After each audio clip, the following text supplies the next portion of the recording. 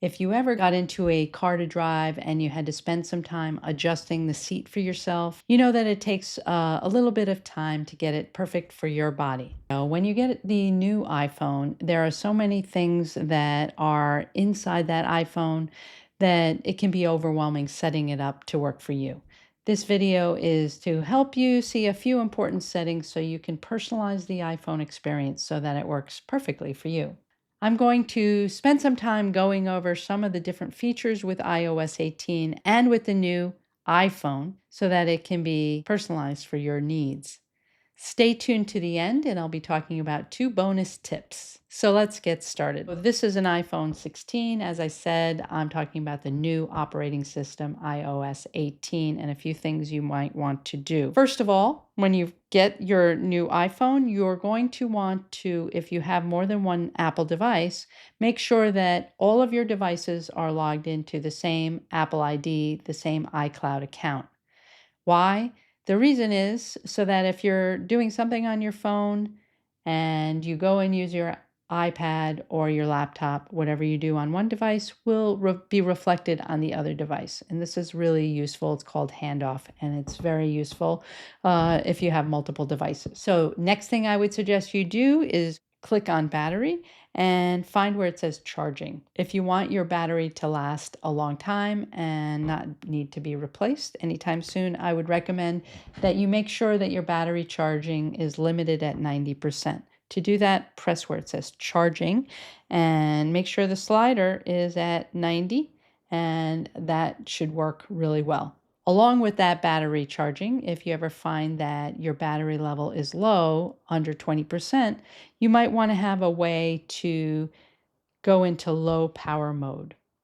And that will increase the time that you have before you need to plug in your phone to charge it.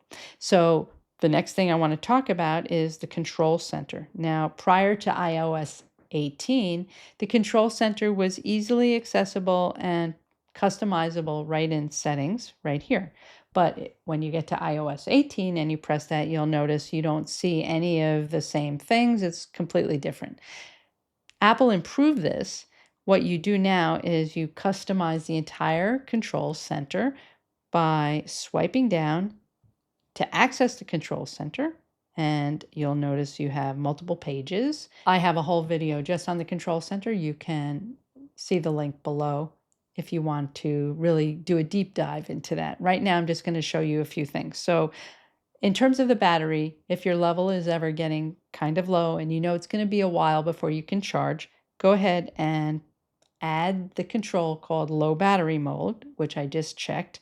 And what that does is you'll see at the top of the screen, your battery is now yellow and the iPhone will conserve battery. You can see I've added a few things to the control center. Very quickly, if you want to edit it, you just press any empty space.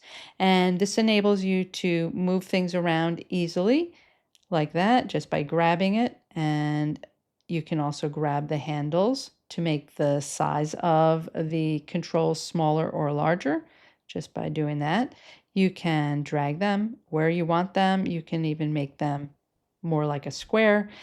So this is useful. You want to get new controls to add to your page. You just press add a control and you go through and you select what you want to add to your control center. Okay. To get out of edit mode, just press any empty spot. You'll notice you have multiple pages available, and if you add more controls than fit on a page, you will end up with another page, so don't worry about being limited. I can quickly turn my ringer on or off, and I can quickly turn Wi-Fi off or on right here, and AirDrop on or off. So very easy to access these things. The next thing I want to tell you is about profiles. So let's go back here for a second. I had put profiles as one of my controls on the control center. Clicking here will show me all the profiles. Now, if I want to add another one, I can press the plus at the bottom for a new focus. I have another video all about profiles. You can watch that. It'll also be linked below. So to easily change a profile, I'm just going to press a new profile. The next thing I want to talk to you, which is a great feature that is new with the newer phones, is this button on the left side of your phone called the action button. It's the top button. You can select what that action button will do in settings. Just go to action button and you'll see you have a whole menu of things to choose from. I'm going to go through all of those choices. First choice is silent mode. So what this means is if you need to quickly silence your phone and you don't want to go looking for where it is, you just set the action button for silent and you press it and it will silence your phone. If you wanted to change the focus, so right now I have it on Do Not Disturb. If you want to change it and you want the action button to actually control your focus, then you can choose what focus it's going to go to. So if you want to be able to quickly get into Do Not Disturb, you can make the focus Do Not Disturb. So whenever you press the action button, it will go to Do Not Disturb. You can also have your action button open up the camera app, open up the flashlight app, open up a voice memo. You can use it to recognize music. So if you're listening to music and suddenly you want to know who's singing that, and you have it set up, then you press that. Now, all of these controls are also available in the control center. So you're just picking one for the action button, but any of the other ones you want, you put in your control center. So you have easy access, very easy. Just slide down and go to the page and turn it on. So let's see what else we have. We have this magnifier. I'll be talking about that in a minute. And you can choose a control.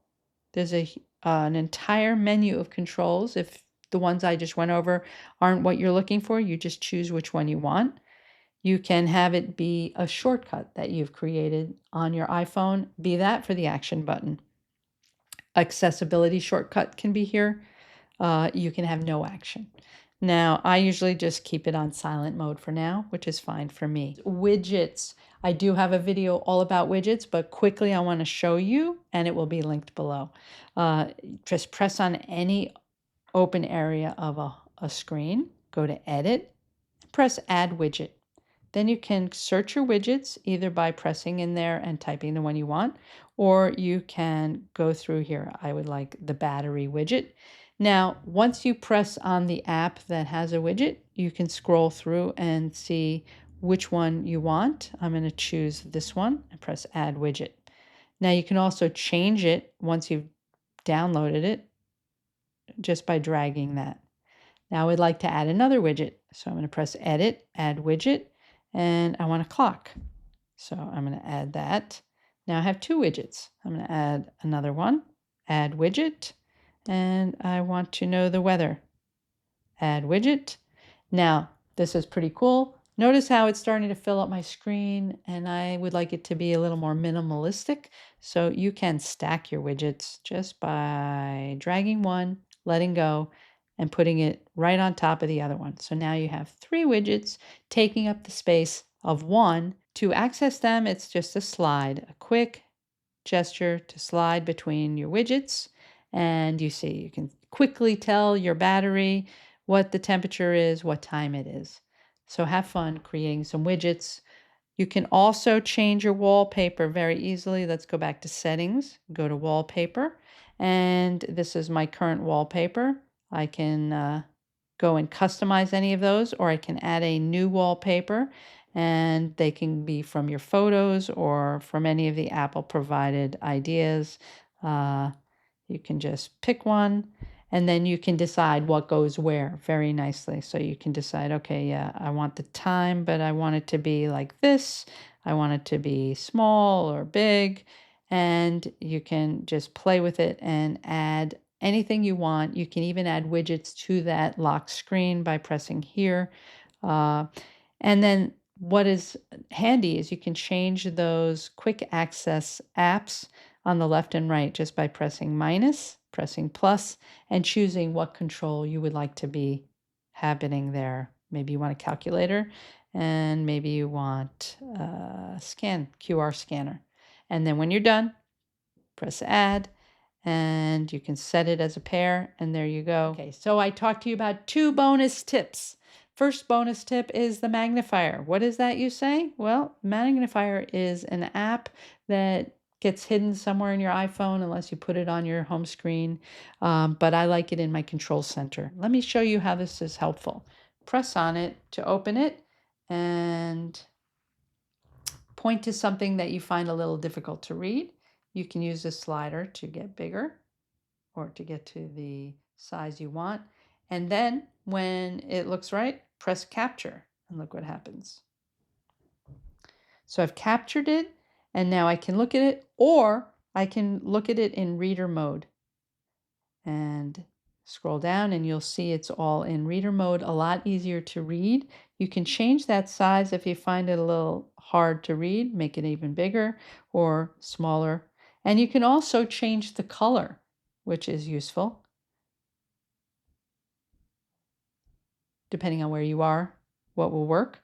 You can also have it read to you. Now, another reason you might want to have the magnifier is if you're trying to read a menu and it's too small, or you're at a movie and you're looking at the program or play, whatever, and it's too dark, you can use this magnifier and that will help you make it bigger, and then you capture what you want. You can also change the brightness here. So the magnifier is a great tool. Here's another tip: audio transcription. You don't have to hire anybody to transcribe your audio. You have an app now. It's right in your control center. If you put it there, it's right here. Press on it. And what's going to happen is it's going to be recording what I am saying. And this is useful if you don't have the ability to type out a quick text or a note, or you just want to remember what's in here so that when you get home, you can deal with it. You just talk and it's recording. Now, when you're done, you press it again and open up the app. Here I am now in all recordings. I can press the play, got a quick text or a note, or you just want to remember what's in here. So I also want to see the transcript. Press the three dots and you'll see in the menu, I can press view transcript and you can have now a transcript. You could also press copy transcript and now put that in a text or in a note or in an email. The app looks like this. That's all I have for you today. I hope you found my video helpful. Please don't forget to click the like button below and subscribe so you'll know when new videos come out.